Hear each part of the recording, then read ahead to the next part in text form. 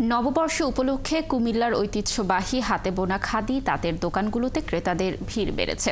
কুমিল্লা শহরের প্রাণকেন্দ্র কান্দিরপাড়ের রামখাতলা মনোহরপুর থেকে রাজগঞ্জ সড়কের দুপাশে রয়েছে অনেকগুলো খাদি তাঁতের দোকান।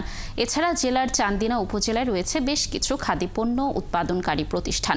এসব দোকানে সবচেয়ে বেশি বিক্রি হচ্ছে হাতে বোনা খাদির পাঞ্জাবি।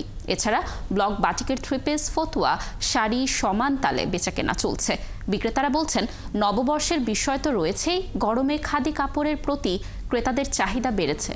আর ক্রেতারা বলছেন, খাদি কাপড় সুতি, আরামদায়ক এবং দাম হাতের নাগালে, তাই মানুষ হাতের নাগালের পণ্যই বেছে নিচ্ছে।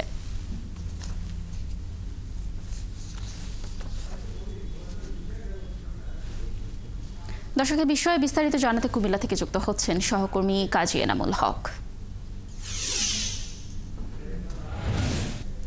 এনামুল, খাদি দোকানগুলোতে বাংলা নববর্ষের আগের দিন কেমন ভিড় দেখছেন আর কেমন বেচাকেনা চলছে, কোন পণ্য বেশি বিক্রি হচ্ছে জানাবেন।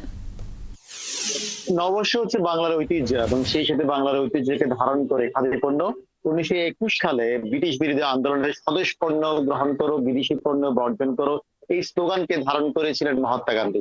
আর এই মহাত্মা গান্ধীর এই স্লোগানকে ধারণ করেই উৎপত্তি হয়েছিল খাদি পণ্যের। এই কুমিল্লায় খাদি পণ্যের বিস্তার অভয় আশ্রমকে কেন্দ্র করে 1921 সালে যেখানে এসেছিলেন মহাত্মা গান্ধী, সেই জায়গা থেকে শুরু করে এখন পর্যন্ত চলছে খাদি পণ্য। আরামদায়ক এই খাদি পণ্যটি ব্যবহারযোগ্য এবং নরম এবং আরাম, সেই জন্য এবার নববর্ষে ইসরায়েলের পণ্য, বিদেশি পণ্য বর্জন যে স্লোগানটি উঠেছে, সেই স্লোগানটি ধারণ করে দেশীয় পণ্য যে সমাহার, দেশীয় পণ্য এবং হাতে বুননের যে কাজটি, সেটি হচ্ছে মূলত খাদি পণ্য। খাদি পণ্য দেশীয় যে কাপড় হাতে বোনার মধ্য দিয়ে যে কাপড়টি নির্মিত হচ্ছে, সেটি হচ্ছে খাদি। তাই আরামদায়ক, গরম সে উপেক্ষা করে খাদি পণ্যগুলো মানুষ কিনছে এই নববর্ষ উপলক্ষে। সেই জন্য কুমিল্লা খাদি পণ্যে দীর্ঘদিন বিখ্যাত রয়েছে। 1923 সালে যেখানে চান্দিনা উপজেলায় মহাত্মা গান্ধী এসেছিলেন এবং কুমিল্লা অভয় আশ্রমে দুবার মহাত্মা গান্ধী এসেছিলেন, সেই জায়গা থেকে কুমিল্লার একটি প্রসিদ্ধ স্থান দখল করে নিয়েছে এবং শীর্ষস্থানীয় দখল করে নিয়েছে খাদি পণ্যটি। এবং এই পণ্যটির গুণগত মান যেখানে হাতে বুনন করা হচ্ছে আমাদের চান্দিনা এবং প্রত্যন্ত অঞ্চল থেকে এইসব দোকানগুলোতে, যেখানে পাইকারি কাপড় এবং পণ্যের সমাহার ঘটে থাকে এবং আরামদায়ক বিধায় কিন্তু সেখানে এই পণ্যগুলো নিয়ে থাকেন। আমি যদি একজন ক্রেতাকে জিজ্ঞেস করি, এই যে কাপড়, খাদি কাপড় কেমন, খাদি কাপড়টা?